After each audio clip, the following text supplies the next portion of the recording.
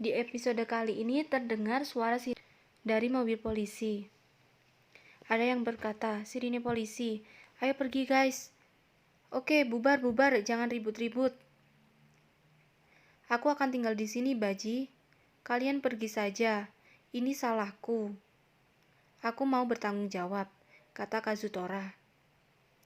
"Baiklah, Toman juga akan bubar." "Siap, Maiki, aku tidak akan meminta kau untuk mengampuniku. Akan kutanggung kematian Shinichiro dan Baji di atas pundakku," jawab Kazutora sambil menundukkan badannya. Terlihat Maiki yang terus berjalan dan tidak menanggapi kata-kata Kazutora. Mitsuya, Draken, Chifuyu, dan Takemichi yang melihat terus menangis. Sembari itu mereka pergi meninggalkan Baji dan Kazutora. Terlihat polisi yang mendatangi Baji dan Kazutora. 31 Oktober 2005, 150 anggota geng Tokyo Manji melawan 300 anggota Valhalla. Pemenang dari konflik tak diduga ini adalah geng Tokyo Manji. Juga terdapat 1 kematian dan 1 ditahan. Akhir tragis pertarungan ini. Pertarungan ini kemudian dikenal sebagai Halloween berdarah. 2 minggu kemudian, di makam keluarga Baji, terlihat Chifuyu yang mengunjungi makam Baji. Lalu Chifuyu teringat akan masa lalunya. "Ini mirip seperti saat pertama kali kita bertemu." "Kau suka peyung yakisoba?" tanya Baji. Chifuyu berkata, "Ku beli 1 bungkus seperti yang aku janjikan, setengah untukmu." Sambil menangis, Chifuyu lanjut berkata, "Baji, katakan terima kasih. Ini gak adil banget. Dari sekarang aku harus berbuat apa?" Di scan selanjutnya, terlihat Draken dan Takemichi yang mengunjungi Kazutora di penjara. Mereka bilang, "Aku akan mendapat 10 tahun masa tahanan. Dari apa yang aku perbuat, menurutku hukumannya masih singkat. Aku tidak akan lari lagi. Ini harus kuhadapi. Dia mengajari aku itu. Jadi, kali ini aku akan menerima rehabilitasi dengan baik," kata Kazutora. "Jangan mati, Kazutora," jawab Draken. "Kenapa?" tanya Kazutora. "Aku paham betul apa yang sedang kau pikirkan. Kau sebaiknya tidak mencoba menyelesaikan masalah ini dengan bunuh diri, paham?" kata Draken.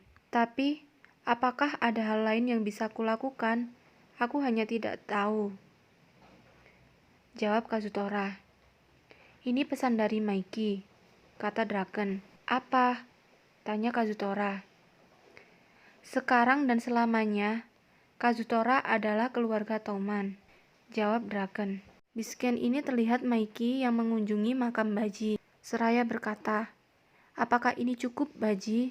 Pesan dari Maiki untuk Kazutora, "Aku memaafkanmu." Lalu terlihat Draken dan Takemichi yang berjalan pulang. "Makin dingin aja nih." "Musim dingin kan memang seperti ini," jawab Takemichi. "Kazutora, kuharap kau akan baik-baik saja," kata Takemichi dalam hati. "Oh iya, aku ada pesan dari Maiki untukmu juga, Takemichi," kata Draken. "Apa?" tanya Takemichi. "Apa? Dari Maiki. Di pertemuan selanjutnya, aku mau menyampaikan sesuatu yang penting kepada Takemichi. Jadi sebaiknya kau datang," kata Draken. Dalam hati Takemichi, memberitahu hal penting padaku. Penasaran apa hal tersebut. Aku takut, tapi jujur saja, pada akhirnya aku tidak bisa melakukan apapun pada kejadian Halloween berdarah. Baji mati dan Kazutora ditahan. Tapi Maiki tidak membunuh Kazutora. Jadi, apakah aku mencegah Kisaki mengambil alih Toman di masa depan? Semuanya harus diperjelas pada gathering selanjutnya. "Kita mau kemana?" tanya Takemichi. "Kita akan pergi ke rumahmu, Draken?" Takemichi tetap bertanya. "Iya, di sekitar sini kok, jadi ikut saja denganku," jawab Draken. "Di sekitar sini? Tapi kita di tengah-tengah Shibuya," kata Takemichi. "Apa? Kau tinggal di sini, Draken?" tanya Takemichi. "Diam, Hadeh," Jangan dibesar-besarin, jawab Draken. Kau sangat beruntung. Kau itu anak kota banget, kata Takemichi. Bagaimana? Ini cuma rumah sampah, jawab Draken.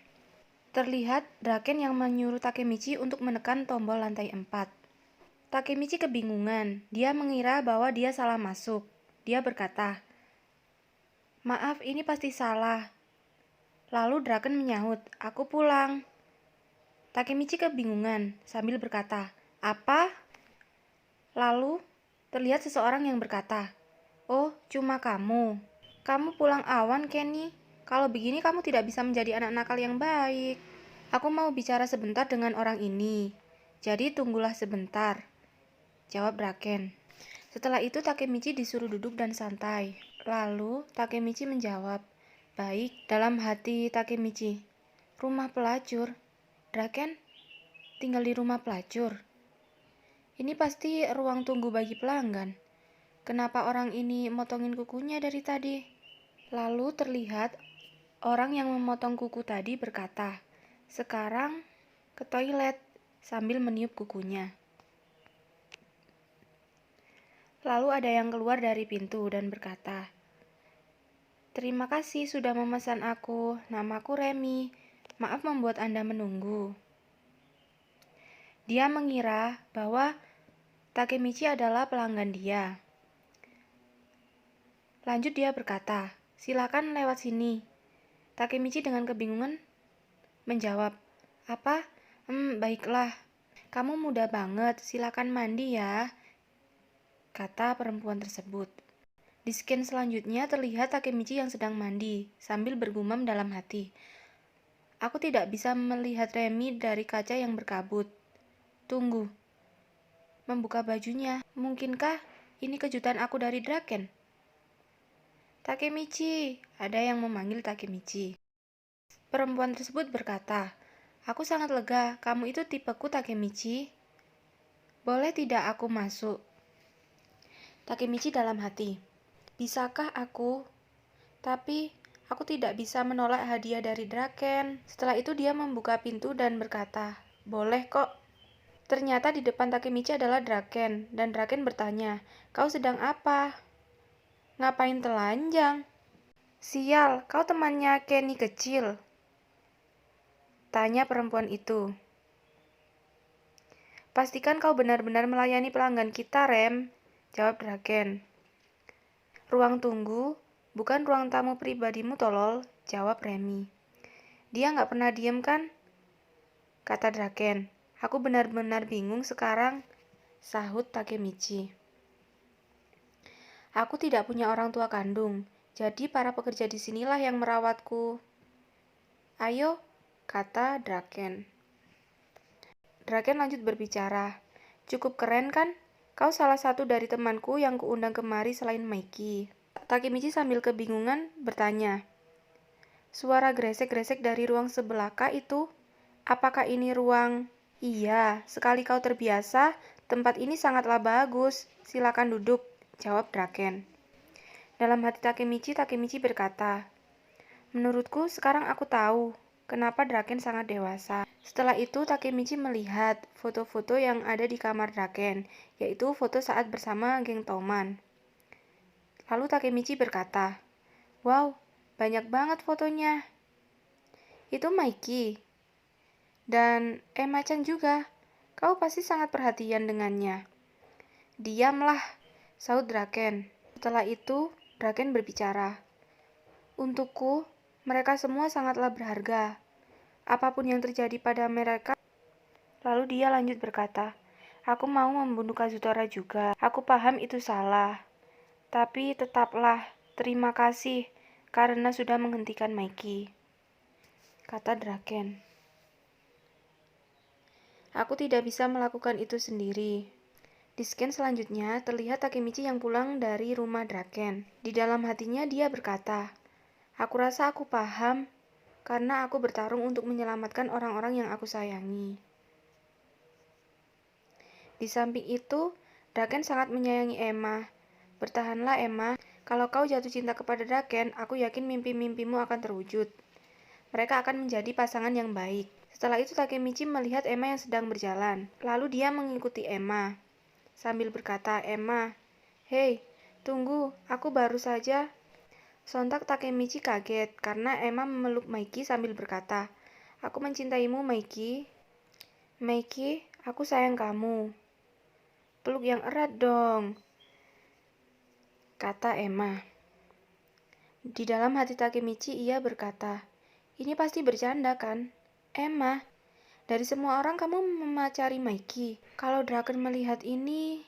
Di bayangan Takemichi terlihat Draken yang marah kepada Maiki. "Kau berbuat apa kepada Emma, dasar bajingan?" kata Draken. "Apa maksudmu? Emma pacarku," jawab Maiki. "Kita sekarang musuh, dasar kau bajingan brengsek," sahut Draken.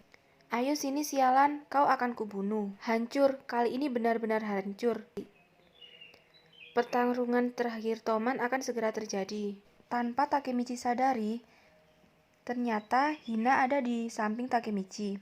Dan dia berkata, "Tentu saja, ini tercium seperti sebuah skandal. Watson sahabatku." "Hah?" Takemichi kaget. "Belakangan ini aku sadar belum pernah mendengar kabarmu. Jadi ini toh yang kamu lakukan," jawab Hina. "Halo," kata Naoto menyapa Takemichi. Hina dan Naoto?" Takemichi kaget. "Kami baru selesai belanja dan tak sengaja melihatmu," jawab Naoto. "Ngomong-ngomong, mustahil Emma yang mau melakukan apapun untuk Draken mau melakukan perselingkuhan seperti ini," kata Hina. Terlihat Maiki yang berkata kepada Emma, "Jangan nempel-nempel terus." "Gak mau," jawab Emma. "Pasti ada suatu alasan di balik semua ini. Bukankah begitu, Takemichi?" tanya Hina. "Iya," jawab Takemichi. "Aku akan memecahkan misteri ini," kata Hina sambil bergegas berjalan. "Ikuti saja ya Takemichi, dia sedang suka-sukanya dengan serial detektif," kata Naoto. "Ayo ikut aku, kita harus mengikuti mereka," jawab Hina. Di scan selanjutnya terlihat Maiki dan Emma yang sedang berada di kafe, dan Emma sedang menyuapi Maiki. Lalu terlihat Takemichi, Hina, dan Naoto yang sedang bersembunyi. "Amati Watson sahabatku, tatapan mata Emma itu adalah tatapan seseorang yang sedang jatuh cinta. Aku yakin. Insting kewanitaanku juga berkata demikian," sahut Hina. "Gitu ya, itu sangat meyakinkan. Dia benar-benar terlihat seperti orang yang sedang jatuh cinta," kata Takemichi. Ketika Hina sadar kalau Takemichi tidak fokus, lalu Hina memukul pipi Takemichi sambil berkata, "Kau lihat kemana, mesum?" "Itu dia, tinjuan detektifnya," sahut Naoto. "Takemichi," kata Yamagasi memanggil Takemichi. "Wow, itu benar-benar sebuah skandal," sahut Yamagasi. "Benar kan? Jadi sekarang kami sedang membuntuti mereka untuk mengetahui cerita yang sebenarnya," kata Takemichi. "Kami belum menemukan bukti konkret apapun," sahut Hina. "Pernah kudengar rumor tentang Emma itu.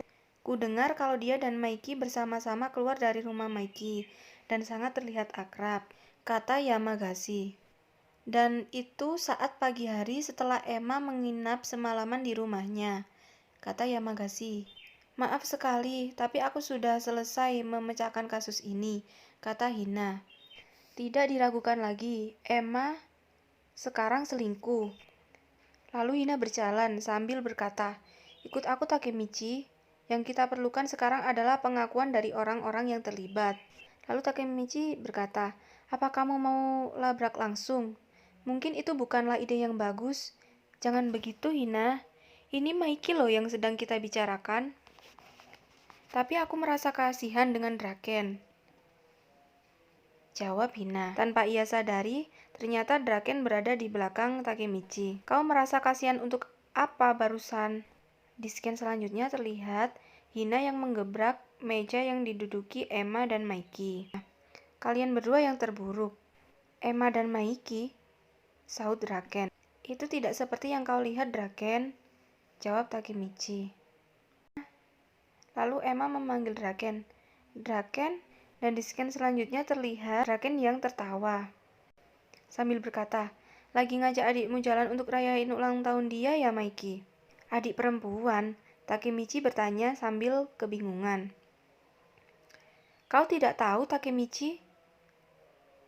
Saud Draken. "Maiki dan Emma itu saudara tiri." "Apa? Mereka memang ada mirip-miripnya sih," saud Takemichi. "Oh, aku belum bilang ke Hina juga," kata Emma. Lalu terlihat Takemichi yang merasa malu karena sudah salah paham. Lalu Yamagasi, Hina, dan Naoto terlihat sedang mengalihkan pandangan, dan dia pura-pura melihat-lihat kue yang ada di depannya. Draken memberikan boneka kepada Emma untuk hadiah ulang tahunnya. Dia sambil berkata, "Selamat ulang tahun. Itu yang kamu mau dari permainan arkade terakhir, kan?" tanya Maiki. "Itu aja, aku pergi ya."